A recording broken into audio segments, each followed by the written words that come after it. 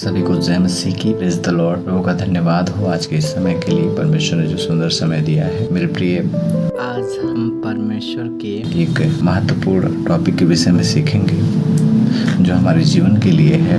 मेरे प्रिय, पाप हमारे जीवन को किस प्रकार से सत्यानाश के गड्ढे में लेकर जाता है। आज का वचन सुनने के द्वारा आपके जीवन के हर एक बंधन टूटेंगे और आप अपने जीवन में आशीष को प्राप्त करेंगे। तो आइए हम परमेश्वर के वचन को देखते हैं और शुरू करते हैं। मेरे प्रिय, हम इस बात को समझने के लिए एक उदाहरण का उपयोग करेंगे। मेरे प्रिय, जिस प्रकार से एक नाव होती है, एक नाव में अगर छोटा सा होल हो जाए तो वो छोटा सा होल, छोटा सा छेद पूरी नाव को बर्बाद करने का, सत्यानाश करने की ताकत रखता है। जिस प्रकार से एक नाव में एक छोटा सा होल उस नाव को डुबोने की ताकत रखता है, बर्बाद करने की ताकत रखता है, उसे तोड़ने की ताकत रखता है। उसी प्रकार से हमारे जीवन रूपी नाव में जब छोटा सा पाप प्रवेश करता है, एक छोटा सा पाप हमारे जीवन में हमें सत्यानाश करने की ताकत रखता है। बहरहाल बात यह है कि जो नाव होती है, नाव में जो छोटा सा छेद होता है, होल होता है, उसमें जब पानी प्रवेश करता है तो वो तुरंत ही नाश नहीं करता, कुछ समय लगता है और धीरे धीरे करके एक समय ऐसा आता है, कुछ समय के बाद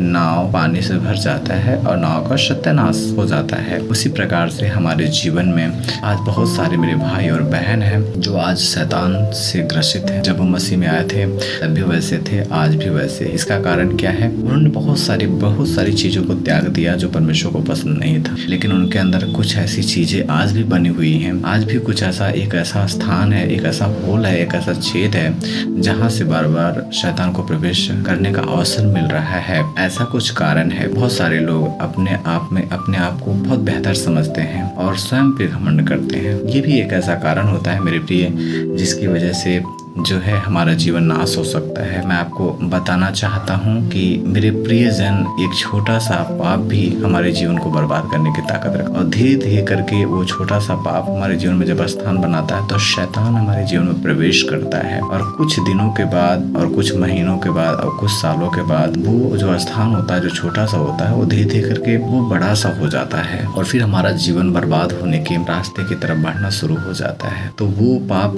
कैसा भी पाप हो सकता है। वो आपका गुस्सा हो सकता है, आपका गाली देना हो सकता है, आपका घमंड करना हो सकता है, आपका लालच करना हो सकता है, या आपका व्यभिचार करना हो सकता है, कुछ भी हो सकता है। मेरे प्रिय, हमें इस चीज को ढूंढना होगा और हमें जानने का प्रयास करना होगा कि ऐसा क्या रीजन है, ऐसा क्या कारण है, ऐसा कौन सा वो स्थान है जहाँ से शैतान बार बार प्रवेश कर रहा है। हम काफी सालों से विश्वास में हैं, लेकिन आज भी शैतान हमें छोड़ता नहीं है। इसका कारण मेरे प्रिय, मैं आपको यही बता देना चाहता हूँ कि आपके जीवन में कोई ऐसा पाप ही है जिसकी वजह से आज तड़प रहे हो। आप दुष्ट आत्मा बार बार आपके ऊपर हावी हो रहा है। आपको देखना पड़ेगा, क्योंकि जहाँ पे पाप होता है, वचन कहता है वहाँ पे परमेश्वर नहीं होता, और जहाँ प्रभु की आत्मा है वहाँ स्वतंत्रता है। और मैं आपको बताना चाहता हूँ, जहाँ प्रभु की आत्मा है वहाँ स्वतंत्रता है। और इसके साथ साथ ये भी बात है, प्रभु का वचन कहता है कि जहाँ परमेश्वर का आत्मा है वहाँ दुष्ट आत्मा नहीं रह सकता। जहाँ ज्योति है वहाँ अंधकार नहीं रह सकती। ज्योति का अंधकार से क्या मेल? तो आप समझ सकते हैं कि ज्योति अंधकार साथ साथ में नहीं रह सकती। अगर हमारे जीवन में दुष्ट आत्मा काम कर रहा है, दुष्ट आत्मा हमारे ऊपर हावी हो रहा है, या हमारे ऊपर एक तरह से करते हैं, एक बॉडी के ऊपर वो आकर एक सवारी करता है, हावी हो जाता है शरीर के ऊपर, तो इसका मतलब कहीं ना कहीं हमारे जीवन में परमेश्वर की आत्मा की कमी है और हमारे जीवन में कुछ ऐसा स्थान है जहाँ से शैतान बार बार प्रवेश करता है और प्रभु को स्थान नहीं मिलता। तो मैं आपको इस वचन के द्वारा प्रोत्साहित करना चाहता हूँ, आपको ये बताने का प्रयास करना चाहता हूँ मेरे प्रियजन की हमारे जीवन में ऐसी कोई चीज ना हो। मेरे प्रिय, परमेश्वर का धन्यवाद हो, प्रभु आप सभी से बहुत प्यार करते हैं। प्रभु की योजना भलाई की योजना है। परमेश्वर हमारा पवित्र है और प्रभु यह चाहता है कि कोई भी नाश ना हो।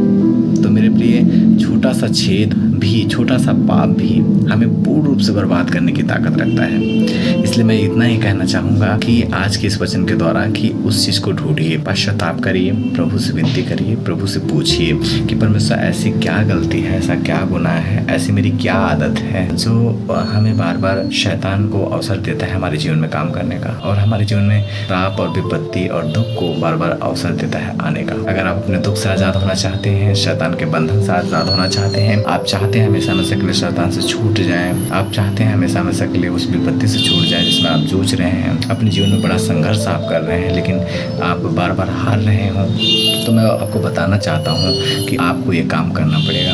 आपको उस होल को बंद करना पड़ेगा, उस स्थान को बंद करना पड़ेगा जहाँ से बार बार शैतान प्रवेश कर रहा है। यह एकमात्र ऐसा तरीका है, एक ऐसा रास्ता है जिसके द्वारा आप निश्चित तौर पे, मैं आपको इस बात का वादा करता हूँ परमेश्वर की ओर से, ना कि खुद की ओर से, परमेश्वर आपको निश्चित आज़ाद कर देंगे। क्योंकि परमेश्वर हमारा सच्चा परमेश्वर है और वचन में लिखा है कि तुम मेरी ओर बढ़ो तो मैं तुम्हारी ओर बढ़ूंगा। वचन कहता है मन फिराओ और लौट आओ। तो परमेश्वर चाहता है कि हम लौट आए। तो मेरे प्रिय, हम पूर्ण मन से उस चीज से फिरें, उस आदत को छोड़ें, उस आदत से हम अपने आप को अलग कर दें और उस छेद को, उस होल को हम भरें। उसमें हमारा भी रोल है और परमेश्वर पिता का जो रोल है वो परमेश्वर पिता करते हैं। तो मैं आपको यही समझाना चाहता हूँ, प्रोत्साहित करना चाहता हूँ इस वचन के द्वारा। आप ध्यान दें कि वो स्थान कौन सा है। प्रभु आप सभी को आजाद करेंगे। परमेश्वर पिता का धन्यवाद हो और नाश होने से आप बचाए जाएंगे। तो मैं उम्मीद करता हूँ आज का वचन आप सभी को समझ में आया होगा और प्रभु आज के वचन के द्वारा आप सभी के जीवन में बेहतर काम को करने जा रहे हैं। प्रभु का धन्यवाद हो। प्रभु आप सभी से बेहद प्यार करते हैं। प्रभु की योजना भलाई की योजना है। हम प्रभु का धन्यवाद करते हैं आज के इस वचन के लिए। प्रभु एक सुंदर सा टाइम दिया, समय दिया, हम जो आपके साथ व्यतीत कर पाए। प्रभु के नाम को महिमा मिले। हालेलुया। धन्यवाद करते हैं प्रभु का, धन्यवाद करते हैं पिता परमेश्वर का। तो मैं भी उम्मीद करता हूँ आपने